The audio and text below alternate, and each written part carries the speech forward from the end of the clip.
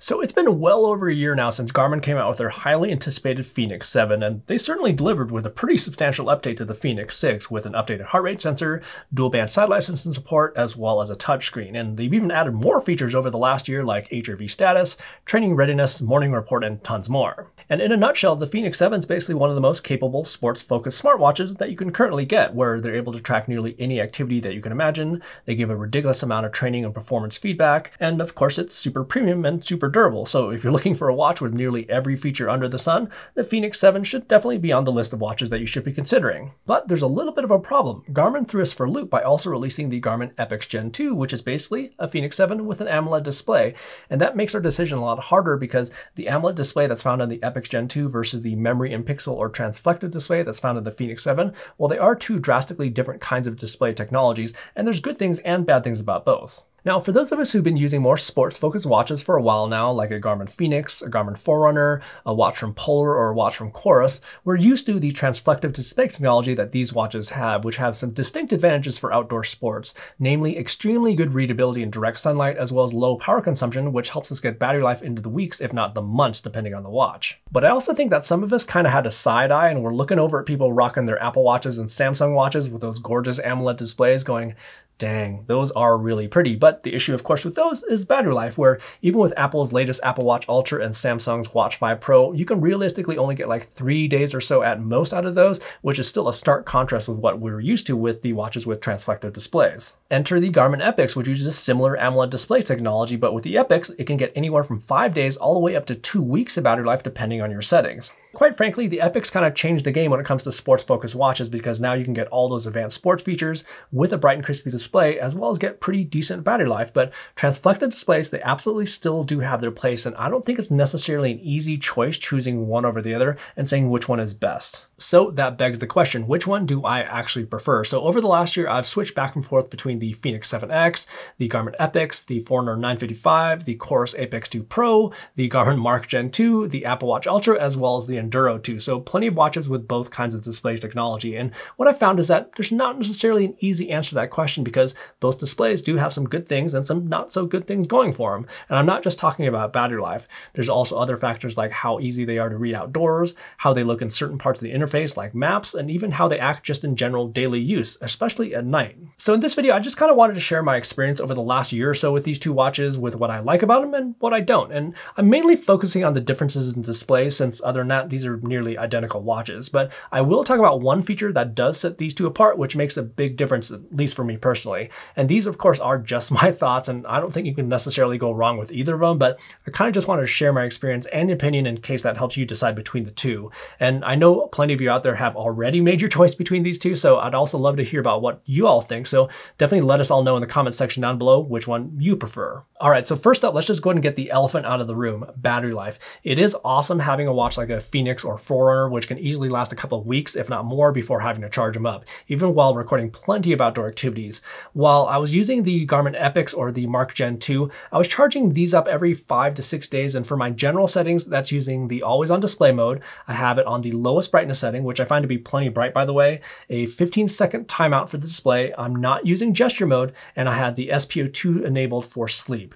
For my activity settings, I also use the always on display mode, but for activities, I pumped it up to the brightest setting, and then I do use the gesture mode for activities. And for that 5 to 6 days, by the way, I was usually recording about an hour-long activity per day. And with the Fenix 7X, I was easily getting 3 weeks, if not more, out of it. And for my preferred general settings, I had it around 30% brightness, a 15-second timeout for the display. I had SPO2 enabled for sleep, and I was not using gesture mode. And then for activities, I like to have around 70% brightness. I do have the gesture mode enabled, and well, it always has an always on display because that's the nature of these transflective displays. And in regards to the lowest brightness setting in the Epix I use versus the 30% I use on the Fenix 7X, the Epix actually only has 3 brightness levels versus the Fenix 7, which has 11. And being someone who has been a long-time user of transflected displays, even the lowest brightness setting seems to be plenty bright for me on the Epix. And I think a big reason for that is that the AMOLED display on the Epix just has a lot more contrast versus the memory and pixel displays, which don't have quite as much. For instance, on the lowest brightness setting on the Epix, here's what that looks like next to the Fenix 7X with 30% brightness, which I sort of found to be an equivalent setting. And at the brightest setting on both,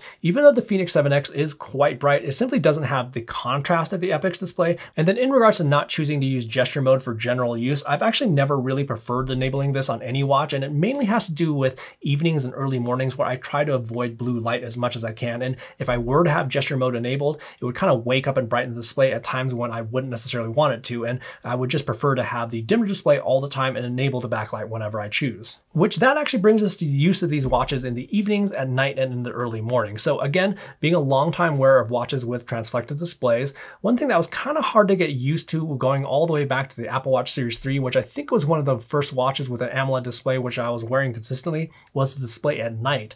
These AMOLED displays are awesome when you're interacting with the watch, but what I found to be just too bright for me was using them in the evenings, especially around bedtime when I'm trying to avoid blue light, but also in the mornings. Like, let's say if I'm half asleep in bed and for some reason the display wakes up and it's kind of jarring. But the nice thing about the Epix is that it does have a night mode which dims the display to a super low brightness setting, which for the most part solves that issue for me. Even though these types of displays actually emit light, even at their lowest setting, I find that the night mode setting to be absolutely crucial for me with AMOLED displays. And then on the other hand, with a transflected display, when there's little to no light like at night or in the early mornings, unless I was able to catch just the right angle with any light that may have been in the room, I find that I kind of have to enable the backlight, which depending on the display settings can be kind of jarring at times. But the nice thing is the Fenix 7 also does have a super low brightness night mode. But on the other hand, there's literally no light at all that's being emitted when the backlight is off with a transflected display. There's actually kind of something really nice about that. So that's more of a day-to-day usage in regards to general usability, basically just living with each type of display. But now let's talk about outdoor use, which can be another stark contrast between these two. So as we all probably already know, transflected displays are pretty much where it's at when it comes to an outdoor sports-focused watch, where these displays actually get better, more readable, and more visible with more light in the display. Plus, then you add in the fact that since there's little to no need for a backlight at all during outdoor activities during the day, it's also not consuming any additional power for the most part. Now with AMOLED displays, these actually need to pump up the brightness even more when it's really bright outside to overcome the bright conditions, resulting in a little bit more battery consumption. The great thing is though, the Epix display can get super bright, so readability generally is not really an issue outdoors. I have found though that if it's super bright, like around snow, it can be a little bit more challenging, but still totally viewable. But still, in almost all outdoor situations, I do actually prefer a transflected display. I've just found that it's easier to see at most angles, where with the AMOLED display on the Epix, at certain angles it can be harder to see, especially at a quick glance, and then in the brightest conditions, it's definitely just not quite as good as transflective. However, there's one situation where I really prefer the Epix much more, and that's with maps. While both the Epix and the mid-size Fenix 7 have 1.3-inch displays, the Fenix 7 has a resolution of 260 by 260 pixels, and the Epix has a whopping 416 by 416 pixels. And all those additional pixels are super noticeable on maps where there's simply just a lot more detail. And of course, there's the larger Fenix 7X with a 1.4-inch display, which bumps up the resolution to 280 by 280 pixels, but it's still not quite as much detail as the Epix. And in regards to battery life, the Epix still gets very respectable battery life while recording outdoor activities, where I can still record up to a day to day-and-a-half long continuous outdoor activity, which for me is plenty. For multi-day adventures, yes, that can definitely be an issue though, but they do have lower power mode settings where you can extend up to 3 days, but all the way up to 2 weeks. And then another thing I want to talk about other than displays was the solar charging, which is only available on the Fenix 7 range. So even though it can be useful, even for me living in Colorado where the sun shines 300+ days a year, real talk, it's not really a compelling reason for me to choose a watch with solar charging versus something that doesn't. Solar charging only delays the discharge of the Fenix 7. The solar charging on the Instinct Solar and the Instinct 2 Solar, however, can make a big difference just because they have more solar panels and those displays don't consume as much battery. But for the Fenix 7 range, it's kind of like a nice to have, but nothing earth-shattering by any means. So with all that, which one do I actually prefer? Well, I actually prefer the AMOLED display, and I know this may sound weird, but that's kind of a hard thing to admit. So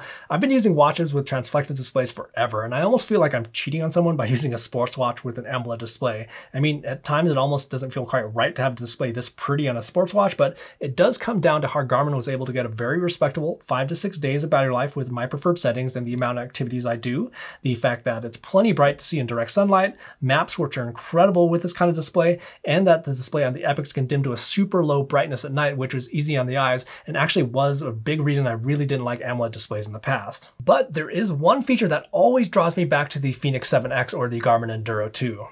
the dedicated flashlight. I absolutely positively love this feature. And sure, the Epix does have a flashlight feature with the display itself, but it's just not quite the same as the dedicated LED flashlight on the Fenix 7X or Enduro 2, which I find to be incredibly useful.